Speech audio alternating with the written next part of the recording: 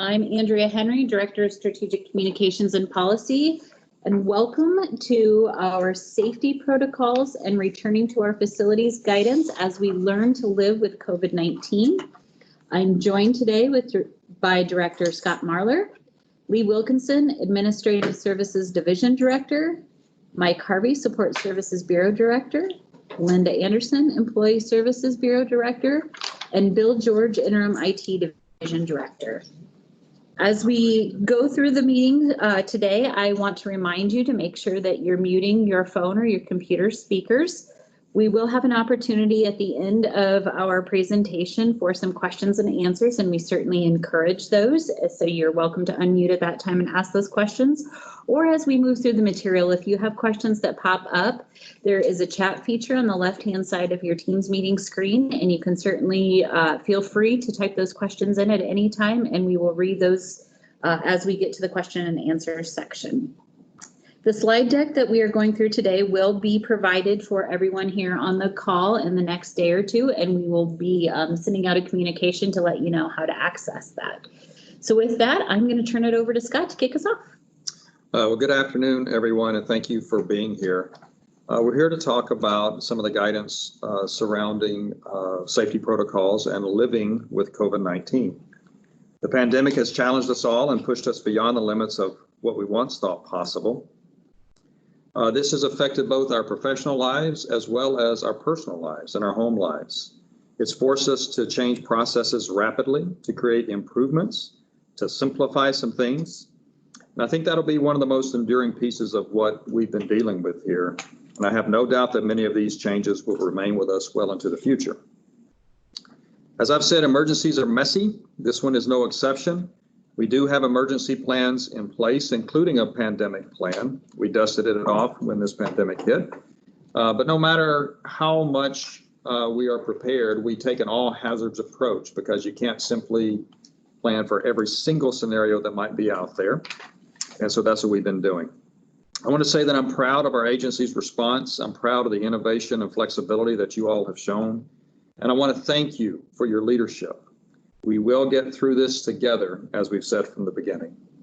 So if you look at the slides, or at this slide, at the bullet points, I'd like to touch just a few items on each of these bullet points, just so to kind of get us all on the same page. Focus on safety and remain flexible. Remember, this situation is still very dynamic. It's still very fluid. We have to stay diligent on safety. We must keep our eyes on this situation, and we need to be ready to pivot on short notice. We've got to stay open-minded. This may continue to push us in new directions, and that's okay. It could alter some of the ways that we operate, and that's okay. Ultimately, this makes us stronger, and it makes us more agile. You are all essential. Remember, we've been open for business from the beginning, and we have not closed. We remain open for business, which is why I'm saying we're all essential. Whether you're on the front lines or teleworking, no matter where you work in the agency, every one of us is key to achieving the mission of the DOT. Remember that roughly 2/3 of our staff have been showing up at their regular job location every single day. That's an important thing to keep in mind. And also that we live and work as an agency across this entire state. Whether we're talking the 18 DL service centers or the 101 maintenance garages or the 6 district offices or our headquarter facilities, we have many, many facilities across this entire state. Telework is just one tool in the toolbox. It is not all of the tools that are in the toolbox. It has not been perfect, but it's been effective. We found that we can still get a lot of our work accomplished with teleworking, and in some cases, we're even more productive with teleworking as an option. I want to encourage you to continue finding ways with your teams and with your staff to increase options. Telework is one, but there's also flexible schedules, split shifts, and other options that have been in the DOT's toolbox that I want to encourage you to continue to take full advantage of. Which leads me to leadership. Leadership is the heart of success. It is the responsibility of leaders to keep our people engaged and informed, success still comes down to a conversation between a supervisor and an employee. This is why I'm asking you to touch base very regularly, weekly at a minimum with your staff. Debrief individually, person by person, and lean into these flexible options like telework. Don't just nod and smile, do something to help your employees be successful. Push cross-training. That's another great way to take advantage of opportunities. Lastly, on the leadership part, I wanted to mention modeling behavior. In just a few moments, you're going to hear about some of the safety protocols that we're implementing. One of those, for example, is including wearing a mask in common areas. Model the behavior to your employees. Be the example for what we're wanting at the agency. Walk the talk, so to speak. This is one aspect of leadership. Lastly, emergencies aren't easy. We know you're all dealing with a lot. We know that we all are navigating uncharted territory. So a reminder, use EAP. Remind your employees that these resources are available. If you're feeling like you would like to talk with someone, the Employee Assistance Program is still a very viable option. So utilize that. Okay, on the next slide are a few questions that we've already heard about from different employees across the state. In fact, these are kind of some of our top questions here lately. At the end of this session is going to be a Q&A. And of course, you can ask any question you'd like to ask. We're going to be here to answer. And I want to start off by just answering these top three, and these are not the only three, but just some that we've heard to start with. How are we notifying employees of positive cases? To date, we've had 11 positive cases across the agency.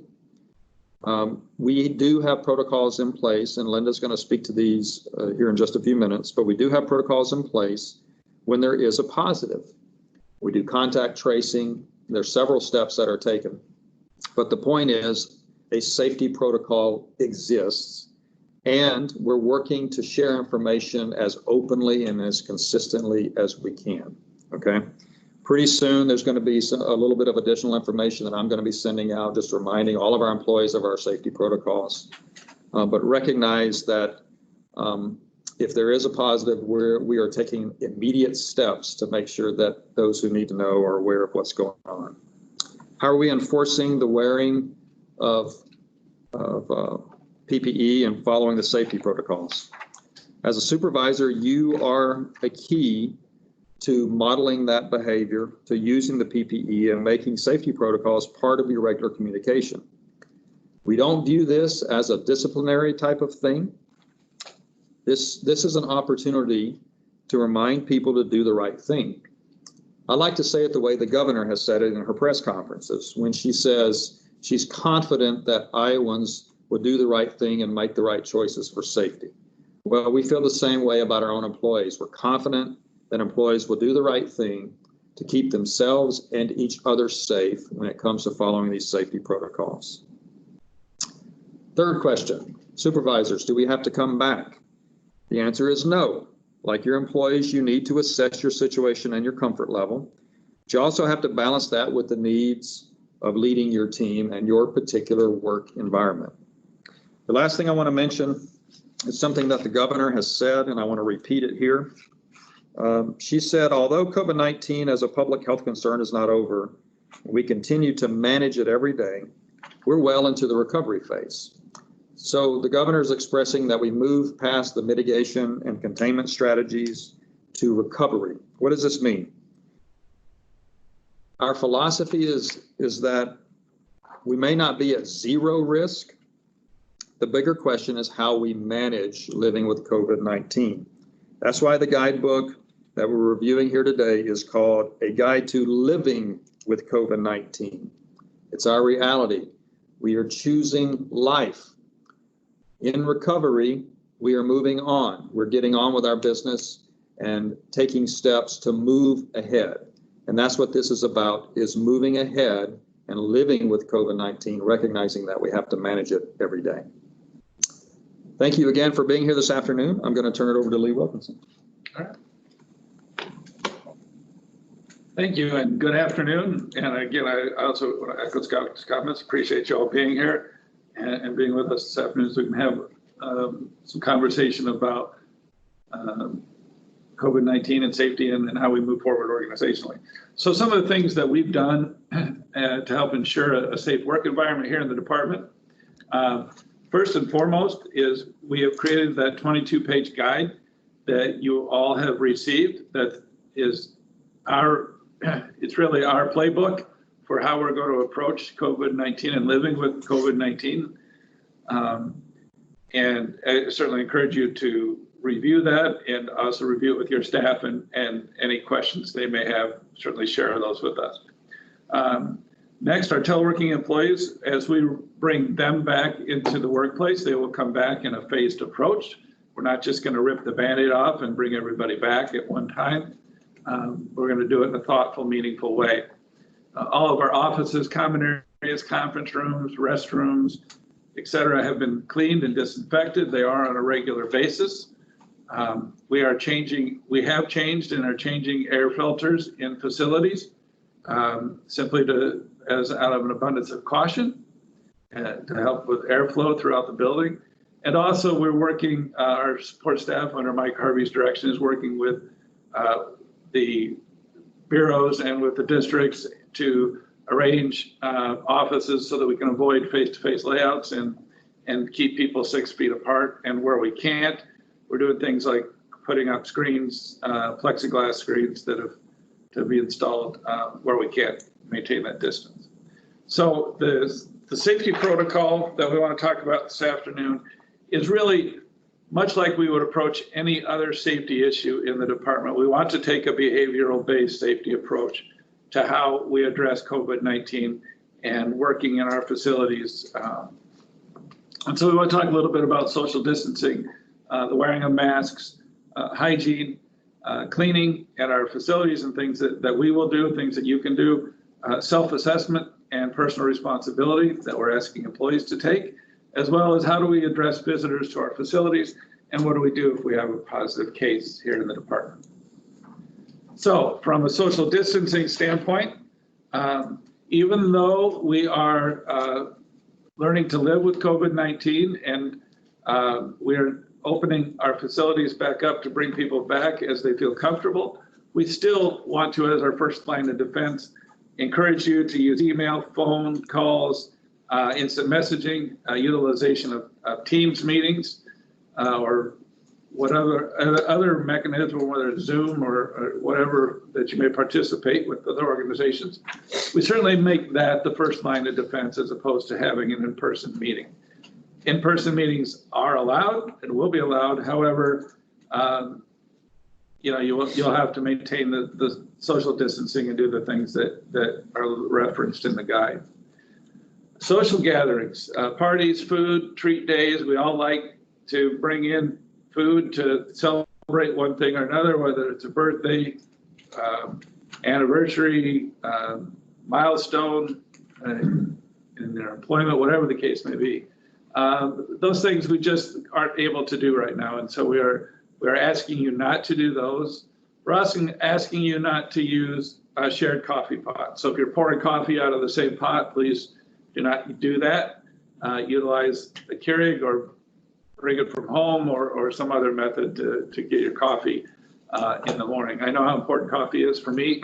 And so I certainly want to make sure I figure out a way to make that happen. Obviously, things like refrigerators, you can use a shared refrigerator. That's okay. Just, make sure. And I guess the other piece is that we were been asked in another meeting was, shared like water coolers, things like that. And those are just like coffee pots. So use of vehicles, whether it's your personal vehicle or business vehicle or a state vehicle on business. If you're using one of those for DOT business, we ask that there be one person in the vehicle. Where that's not possible, and if there's 2 or more people, then they need to be masked up. And then also any situation where we can't socially distance, we need to be wearing masks. So it's a little more detail on the masks. Clearly in hallways, elevators, stairs, Common areas like break areas, restrooms, etc. If you're in any of those areas, basically outside of your cubicle, you need to be wearing a mask. If you have, again, if there's 2 or more people in the vehicle, you need to be wearing a mask. If you're out on a job site or you're in a meeting where you can't maintain social distancing of 6 feet, then you need to have a mask on. The other side of the coin that I like to talk about from a safety standpoint that I think are 2 of the biggest benefits we have, or 2 the biggest ways, to help us mitigate the impact of COVID-19 is the other half is hygiene, and that's washing your hands regularly. As it's been our practice, when you come to work, during the day and when you leave, please make sure you wash your hands with soap and water. If you're not able to utilize soap and water, hand sanitizer will work just fine. Obviously, don't shake hands, and especially for those teleworkers coming back who haven't seen each other for a while. We don't want them shaking hands. We don't want them engaging in any, hugging or what other, that type of thing. We just need to avoid that. And obviously, from a personal standpoint, avoid as best you can touching your face, eyes, mouth, and nose. I personally find that to be the more difficult piece, and I'm still trying. Okay. And so now I'm going to turn it over to Mike Harvey to talk a little bit about cleaning at our DOT facilities. Thank you, Lee. Good afternoon, everybody. Cleaning, as you can see on the first slide here, what the DOT is doing. Support services, contract custodians, as well as area employees will be responsible for cleaning and disinfecting all public and common areas. That includes the entrances and hallways. They will be disinfecting all the key touch points in those common areas, handles, knobs, buttons, railings, those sorts of things, as well as the restroom areas. And then the next slide, we talk about employee responsibility for individual work areas. And these areas need to be cleaned at least daily. Some areas, depending on the amount of traffic and the work activities going on there, may need to be cleaned more often. But that would include the office or cubicle space, personal electronics. Think about that in terms of your cell phone, your iPad, or your personal computer, your work area. Then the workrooms themselves, office break spaces, any shared equipment, and this would also be tools or other sorts of things, not just office equipment, but it could be stuff in the field that's shared. And then finally, cleaning materials are available from our warehouse. And also make sure that you're following the safety data sheets in terms of proper usage and storage of those cleaning materials. With that, I'm going to turn it back over to Lee. All right. So how do we know that employees are safe when they come to work? This is where the self-assessment and personal responsibility comes in. We're not taking temperatures of employees as they come to work, but what we are asking, as you will reference on page 5 of the guide, is that we're encouraging employees to answer those self-assessment questions and take their temperature each day before coming to work. And those self-assessment questions refer to the symptoms that of COVID-19.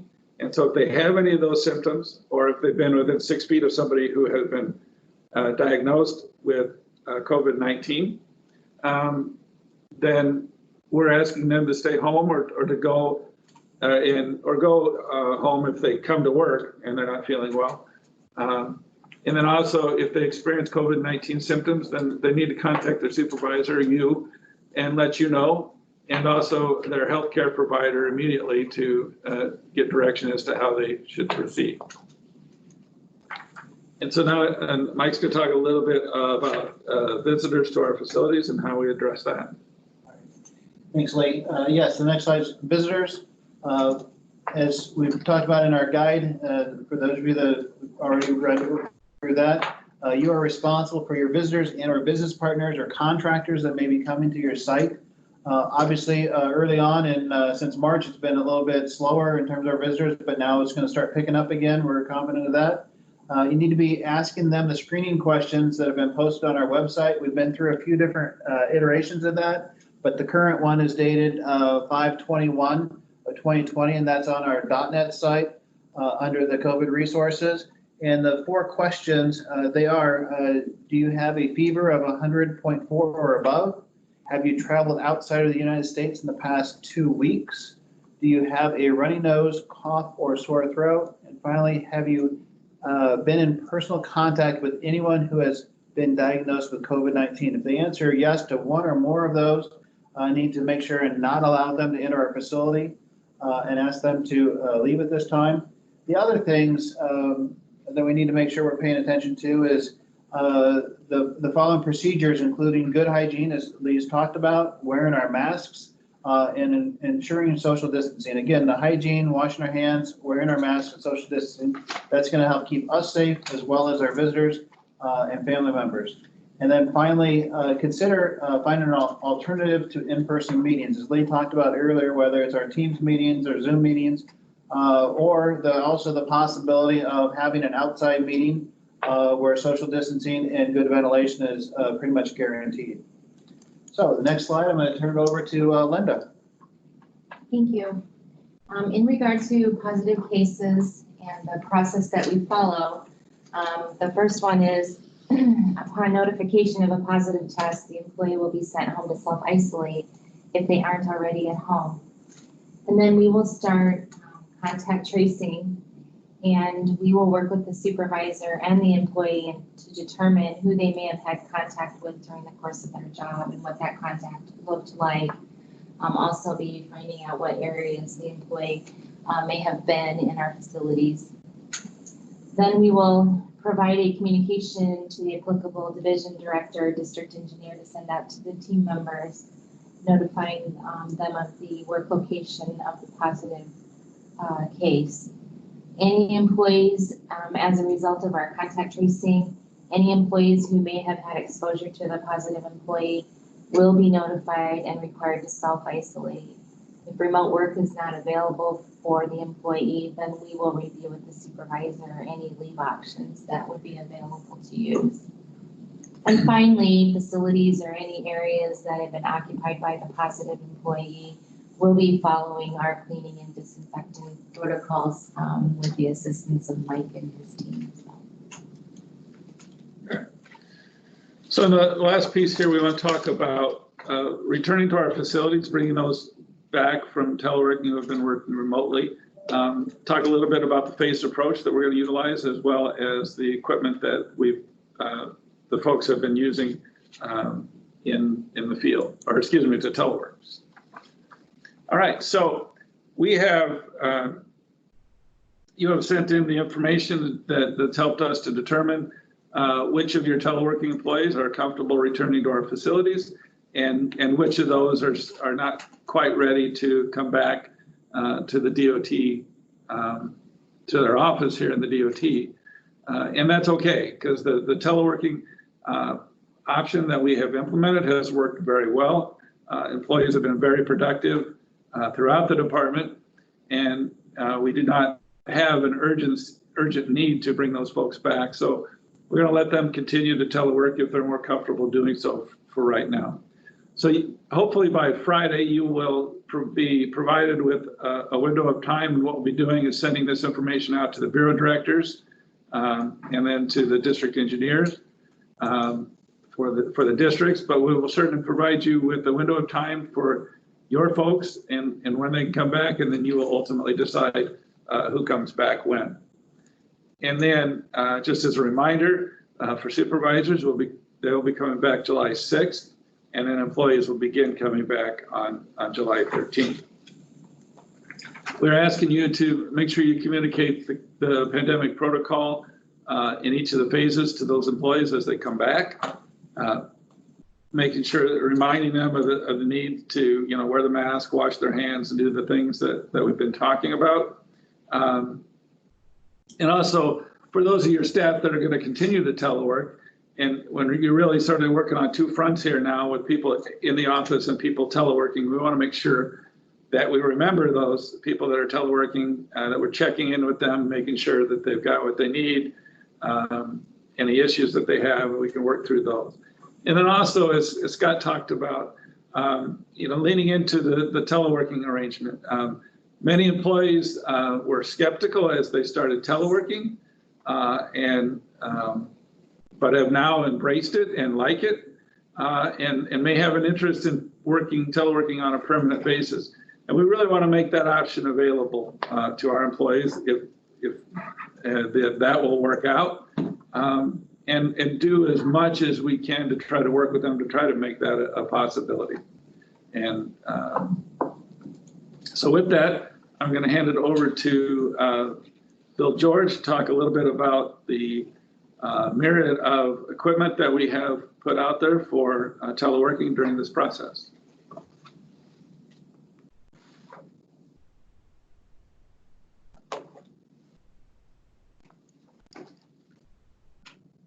Bill?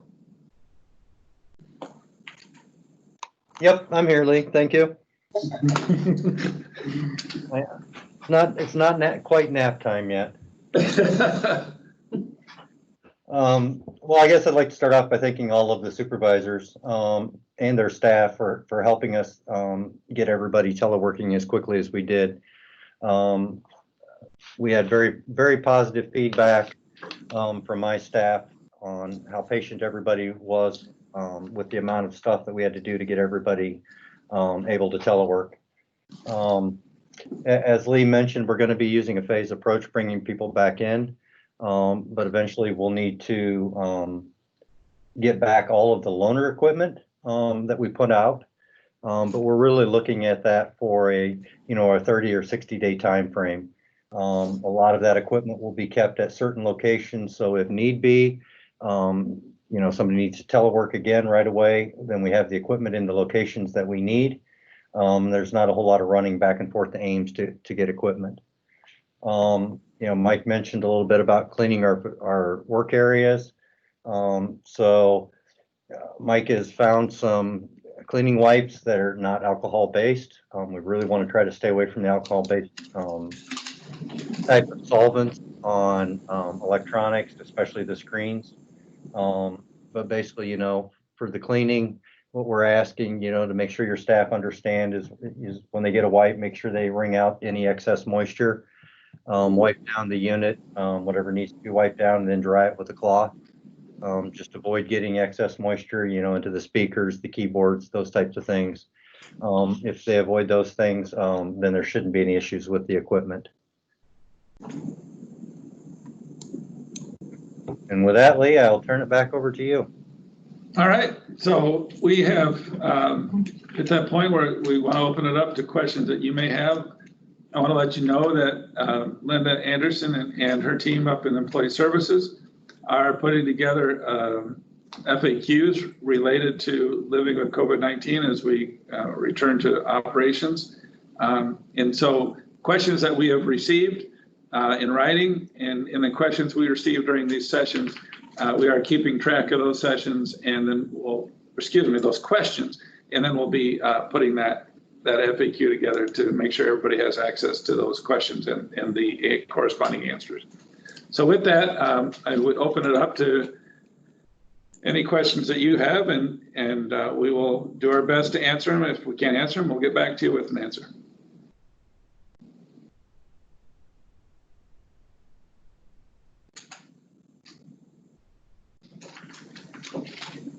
Okay, this is your time for questions. Anything in the chat, Andrew?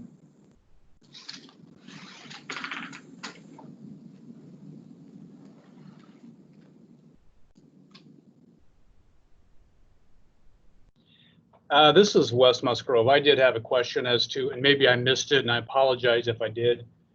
Will this presentation be made available to the supervisors? And if so, may we share that with our team members, other employees?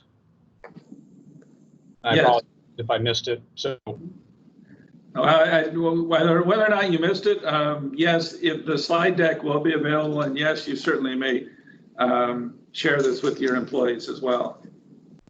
And it's also being recorded if any of your folks missed the session. Okay, great. Thank you. You bet. Other questions? So we had a question come in on chat. It says, will our waste stations be retrofitted with plexiglass shields at the workstations? Mike, I'll go ahead and toss that one to you. Yeah, Chris, we can definitely work with you on that. I know a couple of the big stations are under maintenance, under construction right now, but all the other ones, we can definitely work with you right now, just as we did with the DL stations and be able to, or driver identity service centers, to be able to create an environment that is safe for your staff where they're protected from the customers. So we can talk offline on that. Great. Another question, Lee, I'm going to give this one to you. What about the pod style of coffee pots? Are those acceptable? Oh, I think Keurig. I assume we're talking about a Keurig type thing. Yes, those would be acceptable because those are our individual coffee things where you put your cup under there. So Great. So one other question that came in, Lee or Linda, I'm going to give this one to one of you. Can an employee change their mind after choosing one option or the other? I'm assuming this is regarding permanent telework. Or, well, if the question is, either way, if an employee had said they were going to come back and now has decided maybe I don't want to, yes, they can certainly change their mind. And if an employee at any time wants to try teleworking permanently, they can certainly create a permanent teleworking relationship. And if it doesn't work, they can always cancel that relationship and continue to work back in the office. Great. So we also had a question, and Mike, I'm going to give this to you and ask you to address the welcome back packets. When will face masks be provided for returning employees? We provided to the supervisors on the, when they return to the office on the 6th and 7th, we'll be able to have all the face masks that people need in the packets at that time. And then supervisors will have those to be able to pass them out then the following week when the employees start to come back on the 13th. Right. Are there any additional questions on the phone? That's all that's come through chat.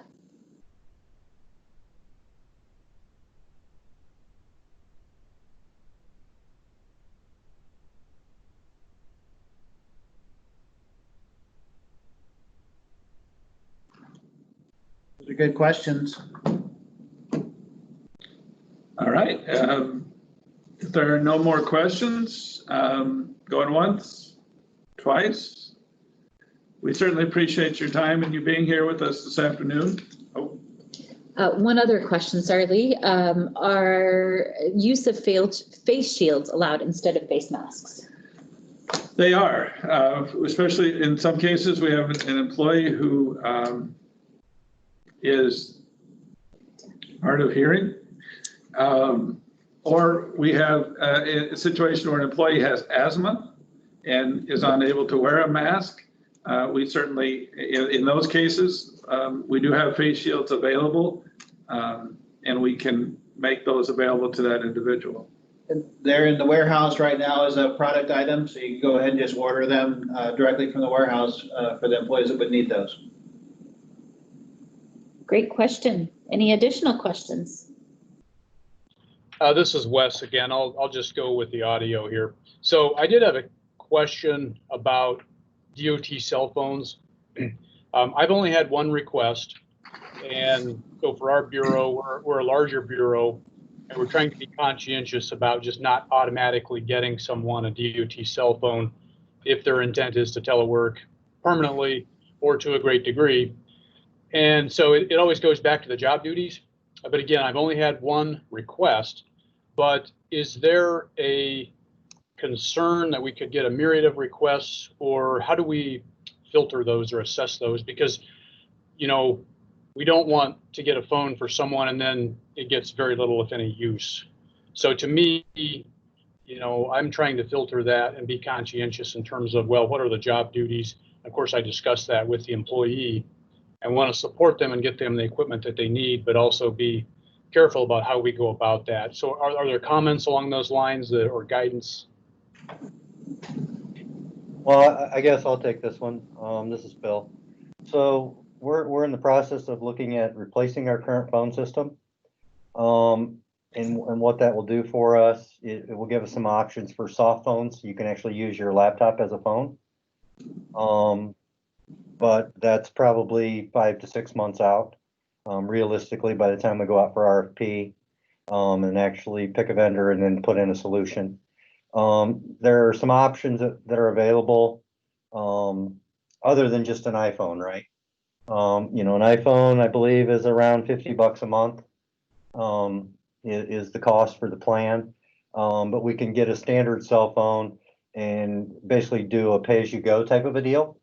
So you pay by the minute. So there are a couple of options that we can look at that will get us by until we figure out what we're going to do with that new phone system. Okay, thanks, Bill. So yeah, you brought up a very good point. It also depends on your interaction. If you're interacting, you know, as we do with external customers outside of the DOT, you know, maybe you do need a cell phone. That would tend to be my thought.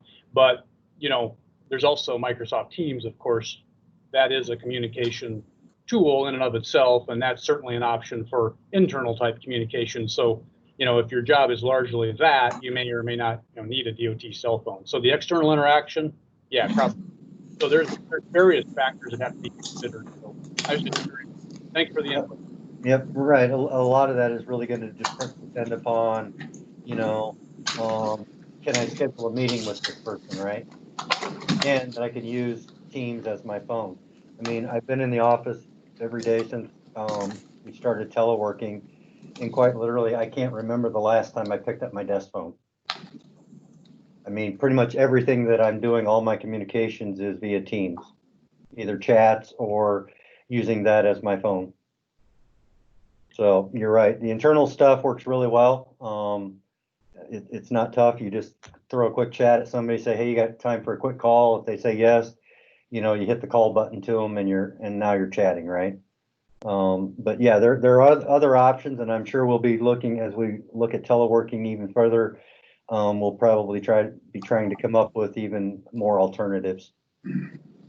Some people, their first thought is, you know, I need a cell number to reach someone. And like last Friday, we had a project situation, and I took a call here in the office, and the RC said, I can't get a hold of anybody. We need an answer. They're working Saturday.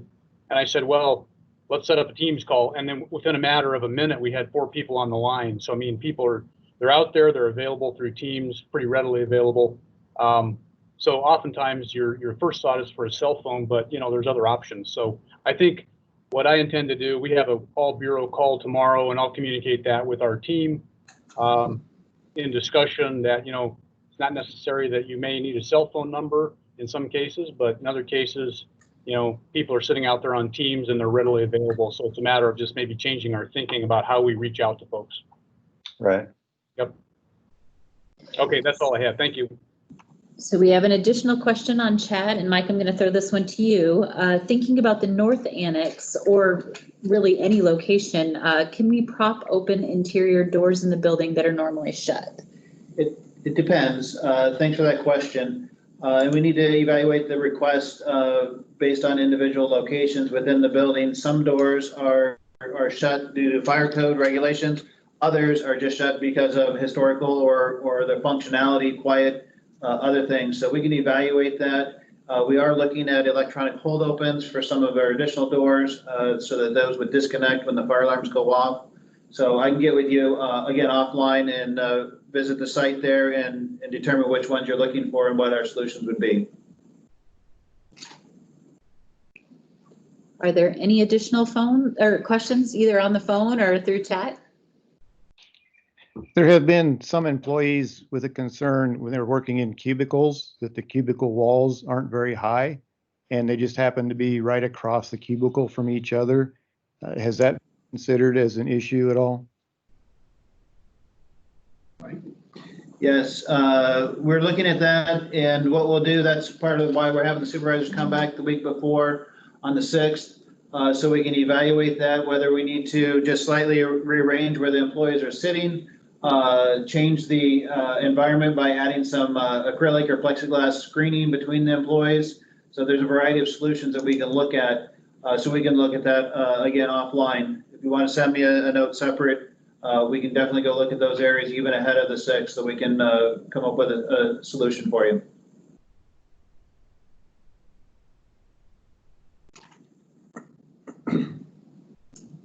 Any additional questions?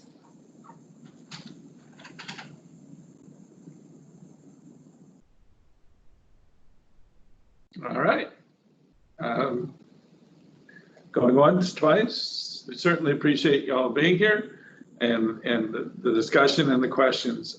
It's very helpful to get those. So again, appreciate everything. Appreciate all that you do. Ask that you continue to stay safe and take care. Thanks, everyone. Thank you. Thank you.